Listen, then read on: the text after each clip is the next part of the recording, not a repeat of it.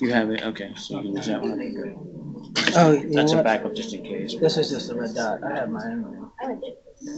It's up to you. I can plug this into the machine and just want to Oh, really? use that one instead. Okay, yeah, that would be great. My difference with this one is, Oh, really? Okay, cool. I'll Yeah, turn this guy excellent. off. Yeah, then I can use the red dot, right? Okay. Should be able. Well, kind of washes out on that screen, but That's good. It's covering my bald head.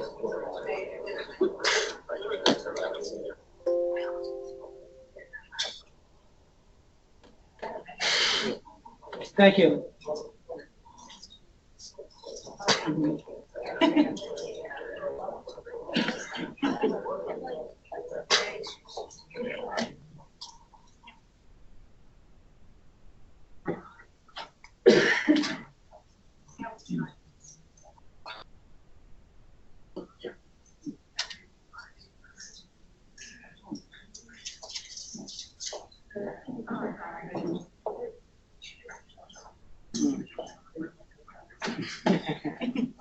Thanks.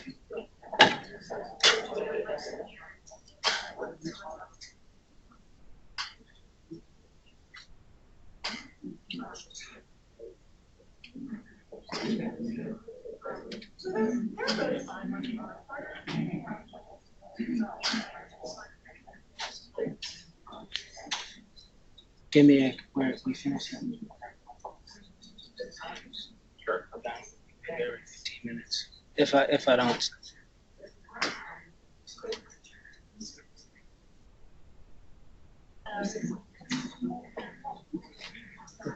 Joe, you want me to introduce you? Do you just want to get started? Oh yeah, you can introduce me. Sounds good. I think we have like one person straggling, so we can get started.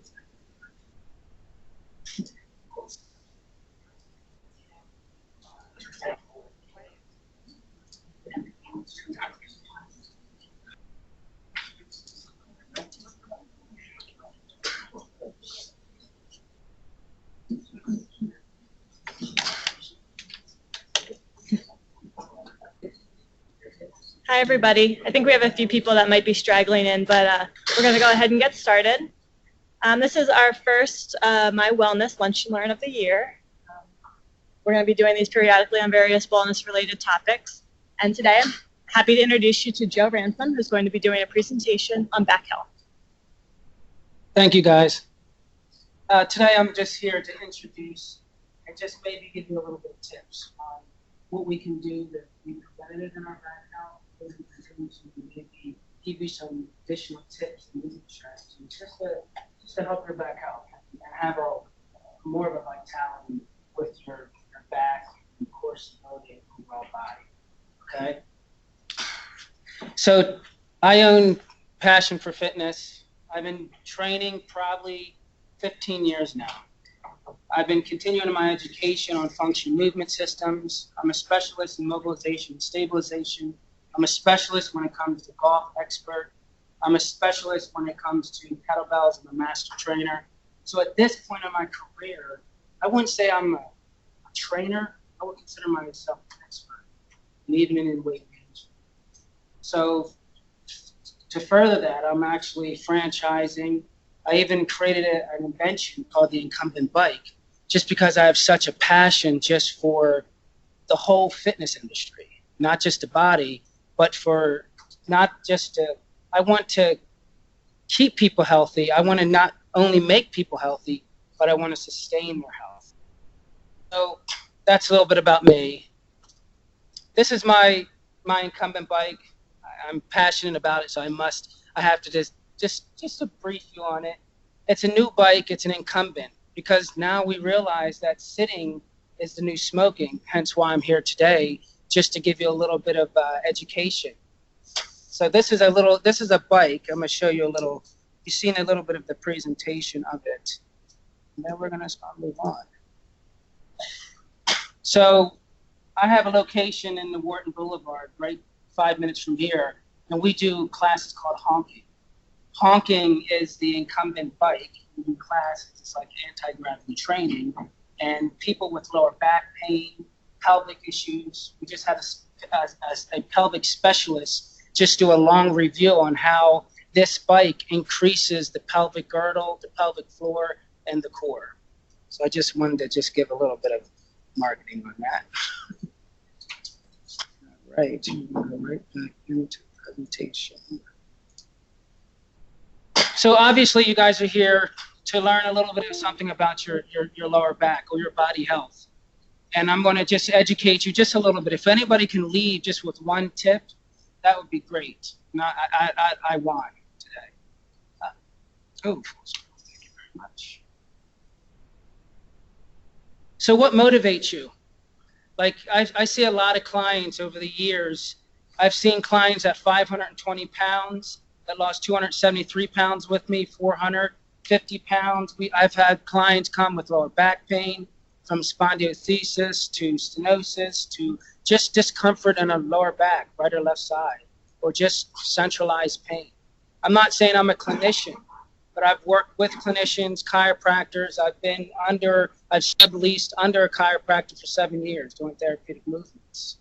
So at this point, I wanted to be a trainer, not just to train the musculoskeletal system, but I wanted to be a trainer to see X-ray vision. I wanted to see the skeletal system. I wanted to know more about, okay, not just training the body and getting people in great shape and getting people strong, but I wanted to make sure that I'm training the skeletal system as well as the musculoskeletal system. But the question is obviously you're motivated to be here enough, and I thank you enough just to spend the time, your lunch. I appreciate it, that you could just, hopefully I can give you some deliverables that you can take home with you. But the question is, what's motivating you? Sometimes I got clients that come in, I hadn't seen a doctor in 20 years. Is it pain? Is it friends and family, travel? Does anybody here have discomfort in lower back? Raise your hand. Okay. Sitting is the new smoking, and we have to do something about it. It's smoking, right? What happens to smoking? You smoke enough, you end up getting cancer, unfortunately. Same thing with sitting. You start to sit too much, the back starts to degenerate. And as it starts to degenerate, when we're 25, I'm 40 years old now. When we're 25, 26, we have the extension. We have the flexion and extension to the spine. The spine is supposed to be moved just as well as this is called a thoracic hinge. This is called a lumbar flexion and lumbar extension. When we're 25, 26, 30, 35, we're supposed to move like that. But unfortunately, you get your job, get out of college, you start working, you're in fast life, you're in the grind. You're working 8 to 10 hours a day. Some of you have standing desk. Kudos to you. After this presentation, you might want to think twice about getting that standing desk. So the question is like the big key here is I place an emphasis here, because without knowledge or without passion or without wanting to do anything about it, you're in the same place for 5 to 10 years with constant degeneration. Next thing you know, we have herniation, we have constant lower back pain. And then it's hard to even go to work and have good performance. So that's a question that each and every one of you, if we're not doing something, you need to think twice and say, okay, how can I get to a place of movement, get to a place where I can start to find better stability in my spine? Does anybody here know how many times we flex during the course of the day? How many times? It's the spine. How many times do we flex? Does anybody here just take a guess? Close. Help me out. Close. Keep coming. 2,000. Okay, we're getting close. 3,000 to 5,000 times a day. 3,000 to 5,000. That's a big number. So out of a course of 5 to 10 years, what do you think is going to happen to the spine? It's going to start to degenerate, and the disc starts to move. And I have a little gadget here from Canada. It's a handmade L405 intervertebrate. And I'm just going to demonstrate it. I'm going to have Katie pass it around so you can understand what does that look like? What is a nucleus? What is a bulge? What is a herniation? Because that's the end goal. If you're flexing that many times a day. And sitting, that's what you're doing, is flexing. So as you get up, get down, pick up, laundry, work out in the proper way. So you can't see this now, but this is the L405 nerve root, okay? And as we start to flex, I'm just going to take this set joint, I'm going to push it forward, and you guys will be able to see that the nucleus breaks through the annulus, this little circle that protects the nucleus. Your nucleus is just a little gel, okay? Your nucleus is gel, so when you flex over the course of the time, it's okay. We're technically supposed to. We're supposed to flex from the lower back. We're supposed to extend from the lower back. That's mobilization of the spine. However, but when we start doing that flexing 3 to 5,000 times a year, every year, we start creating bulge. And what happens as you start to look inside here, this is the view looking down into the canal. You can start seeing the geometric gel inside the vertebra. See the angle tears there, and then that's how we're going to permeate. And what, guys, real quick, I'm just going to brief you. When this annular tears a wall, it's like a little protector. It's like a wall, and there's a castle, there's a fence, big wall. When that wall breaks down to the annulus, that's it. You can't repatch it. Scar tissue may build up, but more than likely, you have a 70% chance of re-aggravating that herniation. 70%. So if anybody has herniations here, guess what? You have a 70% chance of being re-aggravated. That is the probability. That's a high percentage.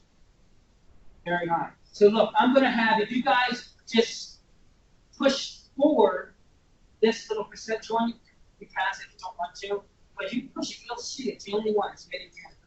It's $300. All right, because I love to learn. And as you push it, now look, this is flexion, right? And this is extension. You can still herniate. It's hard to herniate through the anterior, through the front of the body, okay? Because the annulus is thicker. In the back of the spine, right, your annulus is thinner, so you have more chance of herniating when you go to the spine, more lateral. Most of you, if anybody has a herniation, here. So those who had a herniation, you know more likely to go one in the back, one on the side. Because anteriorly, annulus. Once you get a herniation, it's very difficult. More likely becomes problematic. I'm going to have Katie pass this around. You guys can play with it.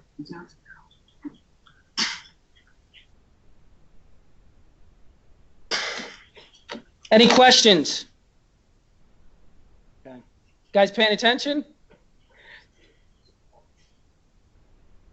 So we're just going to do a drill. Actually, I want you, let's do a sitting drill. So I want you guys to, as you're sitting down, I want you to get tall. Pretend there's a string on the top of your head. Pull it up and get tall. Get your bodies tall. Because this is the proper way we're supposed to sit. So guys, get tall. Take your thumbs, bring your arms at the side of your waist while you're sitting, and bring your thumbs, rotate. And now I want you to bring your shoulders back. Try to pinch your blades. Bring your shoulders back into the glutes. Okay? You guys feel that? Get tall.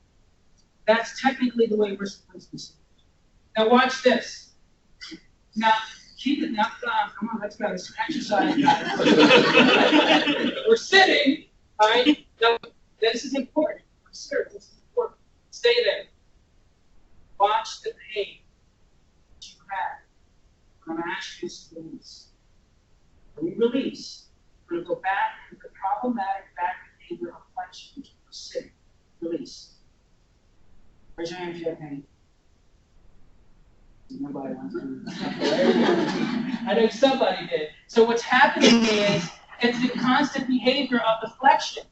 It's the back lumbar flexion, and the body starts to. Now we can go into upper cross and lower syndrome. That's a different education for a different day.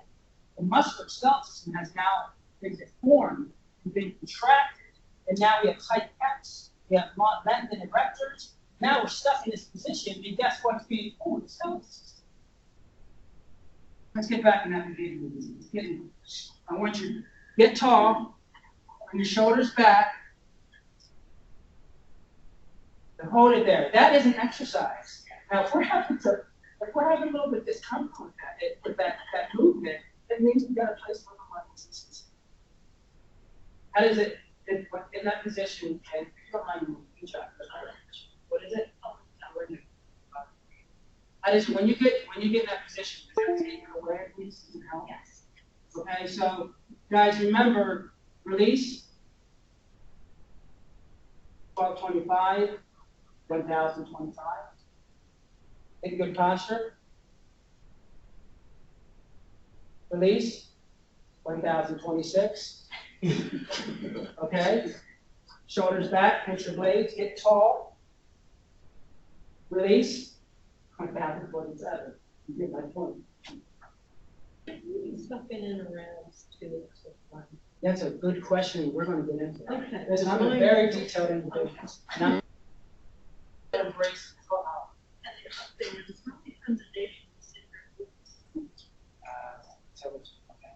I can see this. Absolutely, 100%.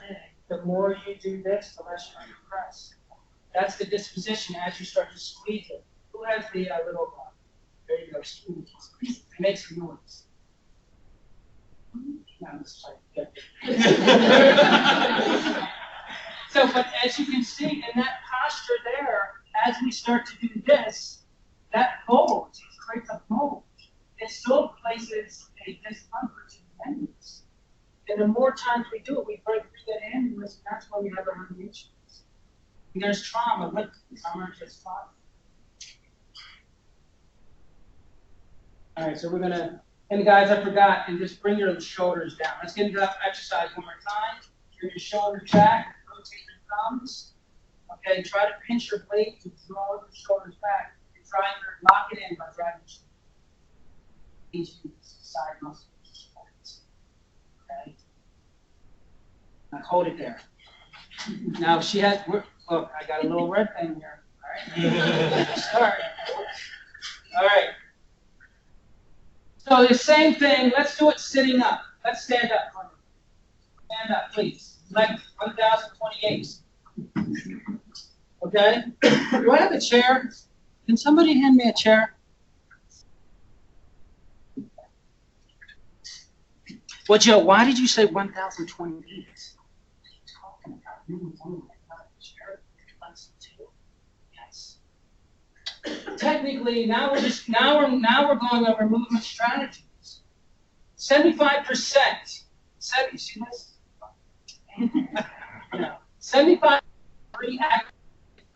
75% of back pain or re-aggravated back pain comes from sitting in bed strategies. So technically, we're supposed to sit up on the edge of the bench, because here's what's happening. When we get up out of the chair, just going to 1028. Right? What we're supposed to do is sign off and try to relax. So that's 1028. That's where that came from. Thank you. So same thing as we're sitting down. Again, you might have a little bit more range of motion as you're standing, because now that you're standing, that's why the standing desks are such a high priority anymore, because that we shut off the glutes when we sit down. We're going to start going probably further on the minute, just to give you some education on how does the hips correlate with lower back pain. I'm going to explain that in a minute. But as you're standing, now that you're standing, now your glutes are off. When you sit down, your glutes are off. Right? You okay? No, it's just. Ladies, you'll get my fucking extra.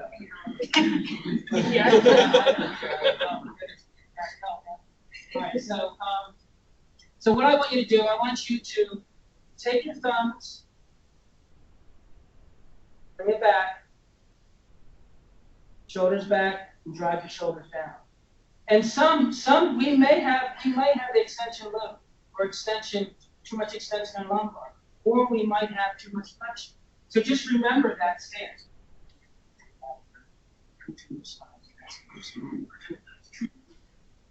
Okay, so now we're going to discuss the pelvic tilt, anterior, posterior tilt, front of the body, back of the body. As you can see, this person here, he has good posture, right? This person here has an anterior pelvic tilt. Is it good or bad posture? More likely bad posture. And this here is a posterior pelvic tilt. Okay? So if you look around the room, okay, I'm going to do a drill. What I want you guys to do, just take a partner. Not even take a partner, just go to the left or right. Just say, okay, I'm going to keep my eyes on you. All right? Watch your wallet. So when we lock our knees, this is what I see all the time when I train people. Again, I'm not just coming to train. When people train with my company, we are more like we train a progression. So when I watch people how they get up, I watch them when I sit down in consultation and I get up, walk, because I want to know like I can probably assess a client just when I'm walking. But now what's going to happen is when you see your partner, I want you to pay attention to your partner, and this is what you're going to potentially find. I'm going to lock our knees. Now you guys can relax and get back in the bad posture. Okay? So what's going to happen is I want everybody to lock their knees. And what's going to happen is just watch the hip.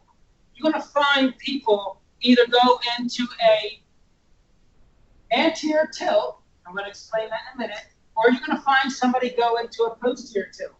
Unfortunately, you have to do a living. You have to sit down. So, unfortunately, what happens in both of them, too much excessive anterior tilt, too much excessive posterior tilt. And that's more than likely to create a lot of back. So I'm not here to pick on anybody, but I do want you to stare at your partner and watch your hips as you straighten up your legs. So I want you to stand up, get into bad posture, 1,030 now. So I'm just playing. But lock your knees out and watch the hips of your partner. You'll see it either do this, or you'll either see it do this. Okay? So again, what do you mean, Joe? It's a slight movement. Mr. Juan, can I give you an example? Mr. Juan's my assistant. I love him to death. He's like a dad. My father. Getting to be more like a dad, more like a granddad. Unfortunately, I lost my father.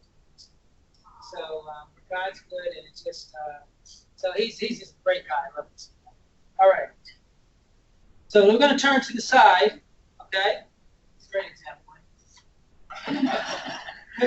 Now watch his hip, not his big bone. Okay. All right.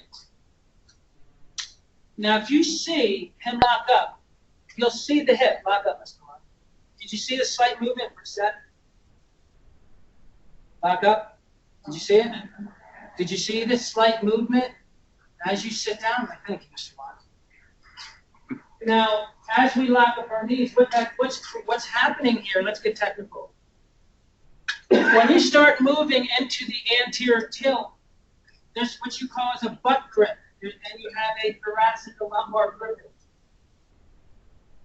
So what happens when that anterior tilt, when this hip gets tilted, compressed, and what some of you may have, raise your hand, might have tension.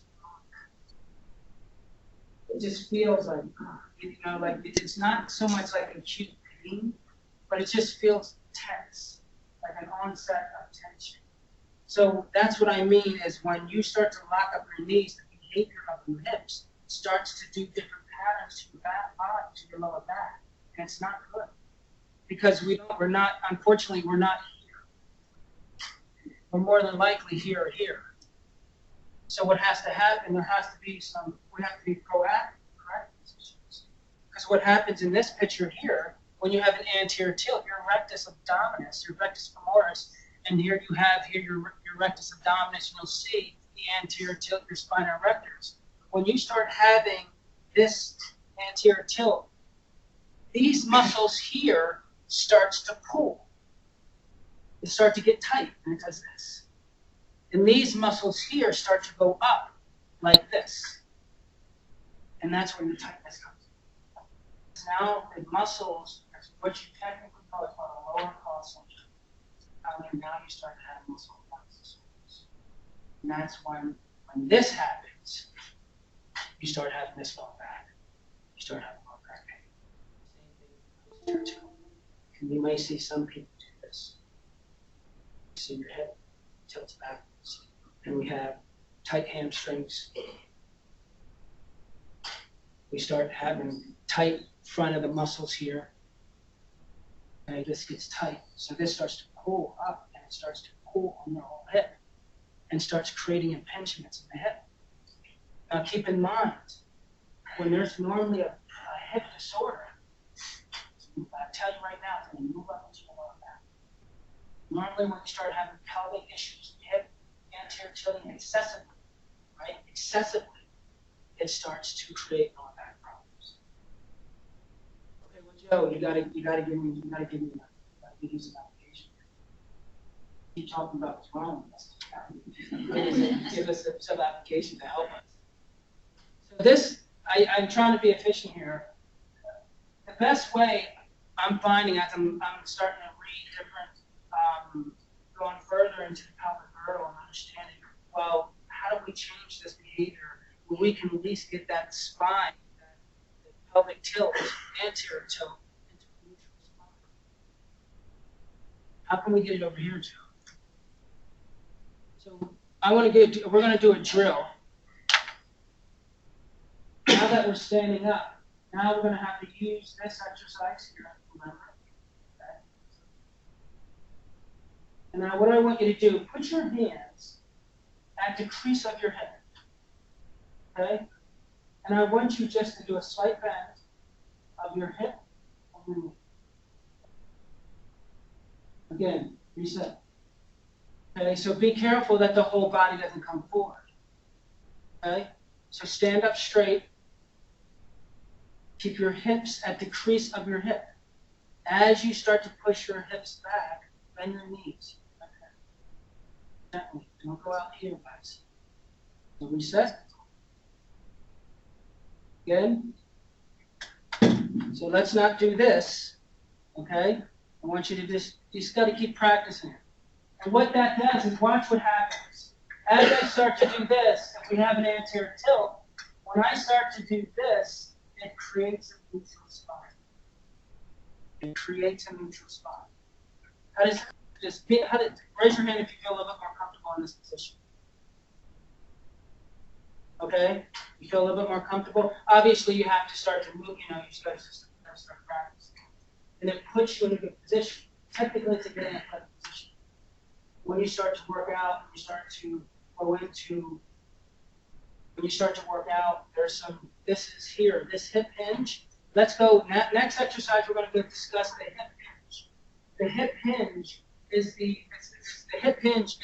number one human movement pattern. Okay, the hip hinge, we did a slight hip hinge. Okay, the hip hinge protects the lower spine. Okay, so this is the hip hinge, same thing, we're just going to go a little bit, we're going to push a little bit more range of motion. Keep your chest up. Remember that shoulder, right? So when you get a chance, you just keep practicing. You see how my spine.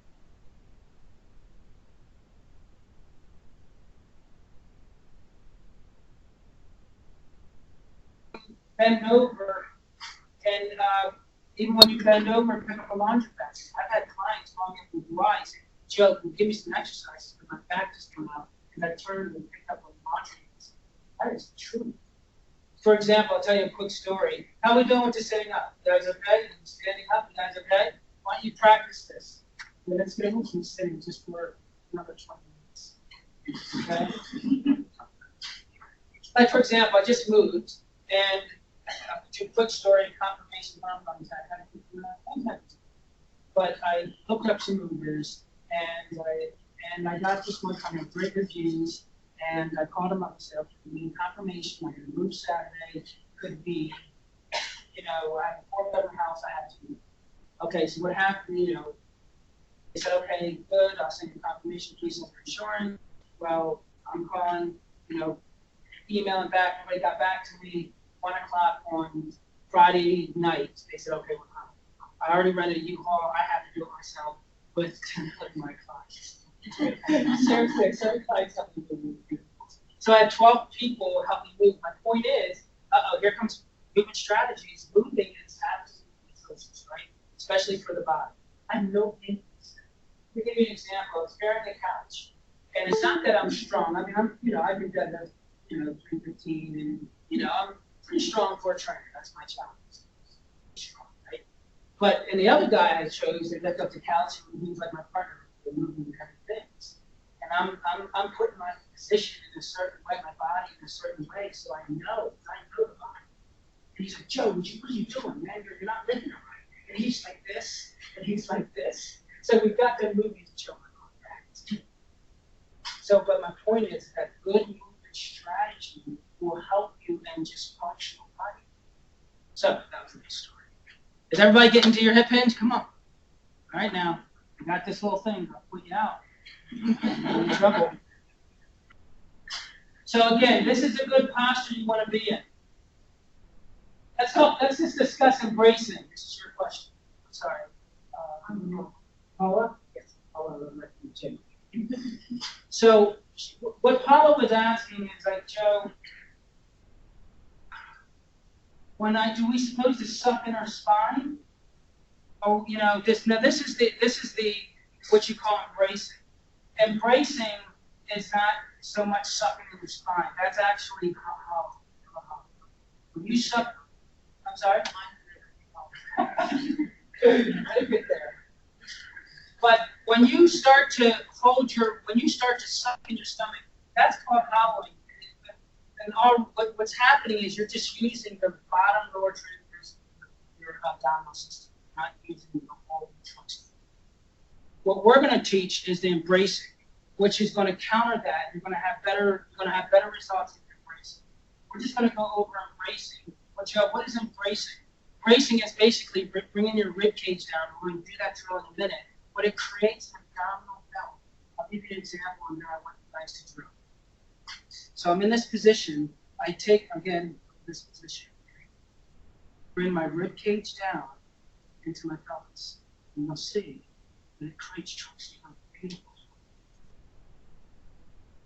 So it's not so much, look, embracing, guys, especially we'll get over to I'm going to run through a quick, what do we do strength training? Embracing is a fundamental.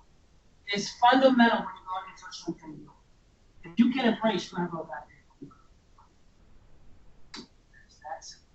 So again, let's emphasize this. Let's go 10 times. Reset. So when you get in your position, that 3 exercises already I just told you about. Please incorporate. Remember this, right? This. Gently. Just keep practicing. It's like a accordion. It's a general accordion. And what that does is create an abdominal belt. Brings the externals in, brings the side obliques in, brings the rectus in, brings the transverse in, brings your spinal erectors, and creates that abdominal belt. Any questions? Absolutely good. Yes, embracing is a fundamental of core trunk stability. Okay? So do not hollow to hang off the transverse abdominal. That's the question. That's a really good question. Because when we just suck in, basically it's creating a flexion, and it's basically you're not really maximizing the trunk stability. Well, you guys can sit down. Thank you very much. So we kind of went over, now we're going to just, but let's not forget about the posture. 1031. Shoulders back, pinch your blades. So we kind of went over, the drill of the hip hinge. Now I had you sit down for 1 reason. Support shear load is, when you're supporting shear load, which is your body, right? That's why it's so important to get in these good posture movement strategies, because if we do have additional girth, you're going to end up falling on the muscle tissue. You follow me? And what's more importantly, the whole goal of this position is the neutral spine. Remember that question? We have to get to a neutral spine. We have to get those hips in place, because if we do this, too much posterior tilting, it flexes the spine with the lower back. If we do too much, if we do wrong posture, again, too much anterior tilting, will create lower back tightness. I want to give you, if you don't mind, do you guys remember how we got up? Do I need to demonstrate how we get out of the chair? Scoot your way up, shoulders back, get up, very nice. Love to do a group training with you guys. All right, I just want to give you an example of some, like how important this little muscle here is, right? This little muscle back here. I want you guys to take your hand and put it back here. Okay, I'm going to show you what a flexion will do. Just a slight flexion. When you start to that muscle, raise your hand if you turn on. Go turn on. Okay, watch this.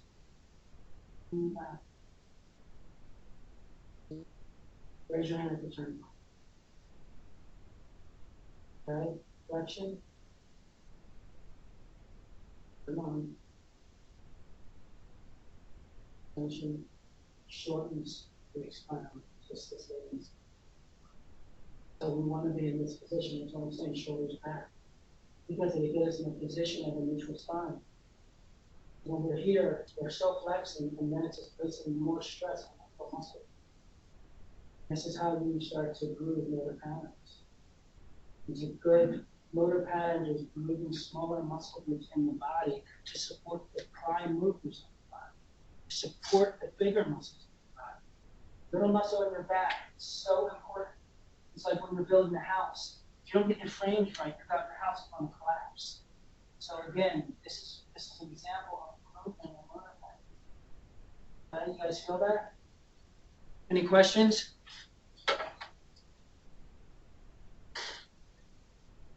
So, and I went over in the beginning, your body should, now we're going to go over, we went over the hip hinge. I want you guys to do an example. I want you guys to demonstrate on your own the thoracic hinge. It's just as well we're supposed to hip hinge here. It's mobility. We're still supposed, or movement pattern. We're still supposed to hinge up to the center. And sometimes we get so tight after work, over years of work, our body ends up doing this. So then we can't even go into a thoracic extension. We're still supposed to go for a thoracic extension as well as thoracic flexion. See that? So I want you guys just to give it, this is just a mobilization exercise. We have to put people on a foam roller because their back is so flexed. And so it's a sway back. And then you have thoracic and restriction. When you have thoracics, this region here, when that's restricted, more than likely, when the T-spine is restricted, you have more compression on the cervical and the lumbar spine, period. So I want you guys to give me an example. Just go over thoracic flexion, thoracic extension. Thoracic flexion, obviously you feel better when you go to extension. Because you may remember the model I showed you? Remember the annulus? It's thinner, it's thicker in the back, so the body likes to extend. Okay? So if you're having issues coming back, that just could be a restriction. Okay? Now you guys can sit down properly, please. 1033. Good. So so we got to talk about, we just went over movement strategy, right? So what about the weights, when we have weights? So quickly, additional weight in your abdominal adds stress to your spine, compresses flexion and extension. So when we have weight, some girth, that we have additional girth, when we're in these bad movement in the hips or in too excessive anterior tilting, when we have too excessive posterior tilting with weight, we have shear load. We have compression. Load with compression makes for not okay. Not after a long day of work. So again, there's some things, remember, these are some things that we have to prioritize. And we take clients, and I developed this fucking muscle passion. We have a model. When you come to my location, we go from weight, we have passion, weight loss, passion function, passion strength. In between the weight loss, we need to get the weight loss and get that person function. Because when we have weight, we have people who have a little bit more curve, it's harder to get them into new patterns because the load constantly keeps restricted. I can fix you all you want, but what happens is once you get the sheer load, it's hard to correct the posture. So then you got to prioritize. Okay, so we still got to add in corrective exercise. Right off, now let's go to functional training, which is then we start moving order patterns into the next. So, dealing with your weight, reverse effects of excessive abdominal weight pays dividends in every part of your health. Without dealing with weight issues, no other intervention will bear fruit from the taxes, nutrition, supports, friends, family. Cardio exercise, get medical claims before starting exercise program, etc. What is the problem? I'm just going to spin. We're almost done finishing up here, but I just want to then go into HO. We spoke all this. We spoke today on movement strategy and back out. But what do I do when I'm starting in this country? What are kind of the steps? But I do want to work out. I do want to be back. I do want to work. I want to change. I'm tired of being required. Every time I go to work, my back hurts. I got to change. Most of the people come to me. I coach their whole life. Some people may, get up every morning, doing the same thing every day. Not wanting to change, and what's happening is sometimes a lack of productivity at work. Always complaining. So, I just want to give you some tips on. I want you to change, and you maybe already are. God bless you. But if you're feeling the back pain, you've got to do something about it because it's not supposed to be this way. So, what is the process of strength training for with lower back pain or discomfort? First, address dysfunctional motor patterns by activating smaller muscle groups, supporting larger muscle groups. So, So what I'm going to do, you guys can send me an email, Jane, because I had when we were looking for hours, I had a whole homework book of clamshells. Guys, you can in the meantime, you can look up clamshells online. You can look up KD5. It's going to be hard to see, but I just want to go over some proven motor patterns. Like before you do a squat, you should be foam rolling, right? Before you jump on the treadmill, you got to include the motor patterns. Because if you don't work with what is moving the motor patterns, what's the smaller muscle groups? Remember, guys? You got those smaller muscle groups, then you got the triangle, maximus, lats. They're the bigger muscle groups. So before you work out, you guys have to start developing the little pure formations.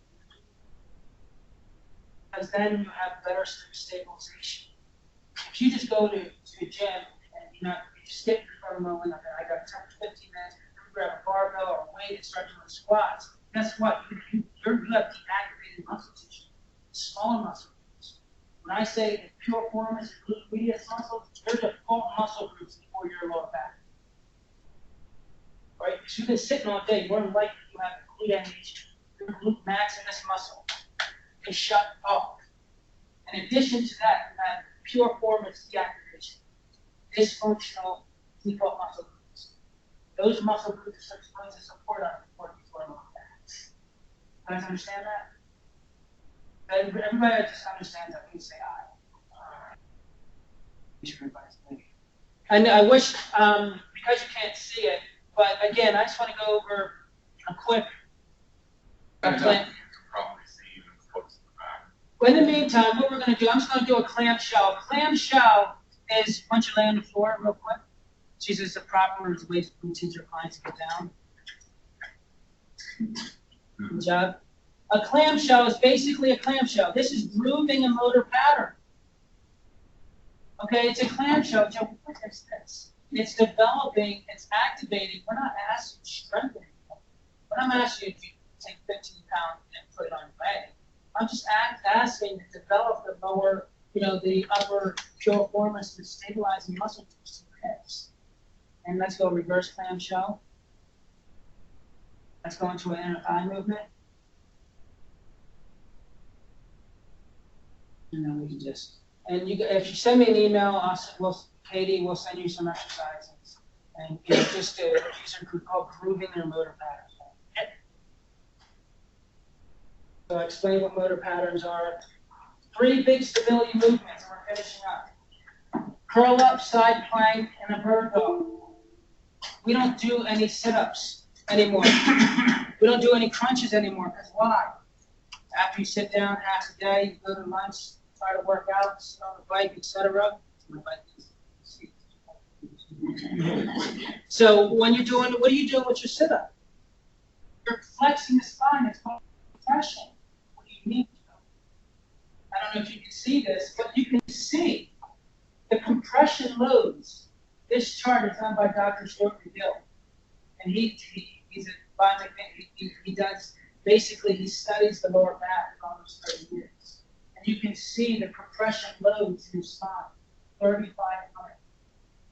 And you can see straight leg sit up. It has your bent leg sit up, and you can see the activation numbers that it recruits your abdominal system. Look, bent straight leg sit up, bent leg sit up, curl up with feet anchored. When you're doing this in the gym, stay away from it. But I stay away from quarterly sit-ups, straight leg raises, hanging. It's going to flex your spine. 1,041, 1,042, 43, 45. You want to think crunches, that's what it should be this. So we do like planks, side planks, which is called trunk stability. This is called dynamic stability, and this is static stability and dynamic stability.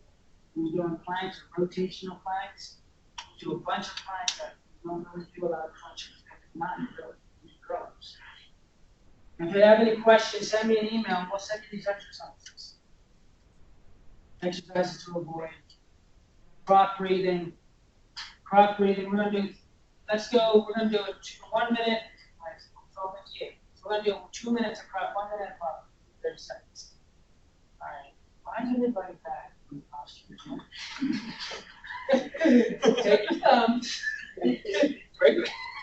It's crazy how the behavior is the body. Look, I would play it too. I play the okay? I play the chairs. But again, let's get into the posture. All right, so I want you to get in that good posture. I want you to close your eyes. All right, I want your hands on your stomach. Close your eyes. And I want you to take a deep breath in through your nostrils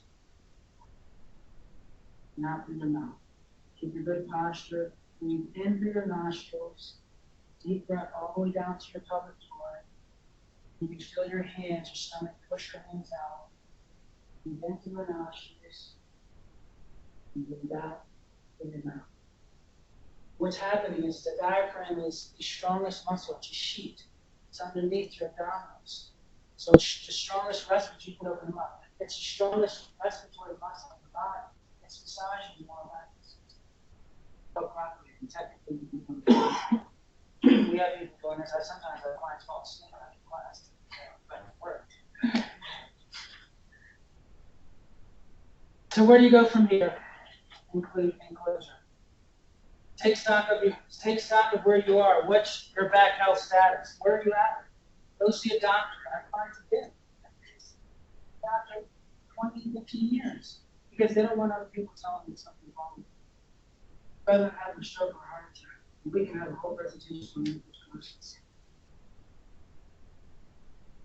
Go see a chiropractor. Go see a physical therapist if there's pain. Go see a certified exercise professional that knows exactly what you're doing. So that's the conclusion. Thank you guys for coming. I hope I empowered you in some way to start moving in a direction where you have better productivity. Thank you very much. Any questions? Your name, I'm sorry. What is the proper angle tree for Elvis disease? That's going to be hard again. When you're sitting, that's a good question. When you're sitting, remember, it's shutting off our glutes. So our glutes are king. So when we're standing, glutes are activated. So we have a, what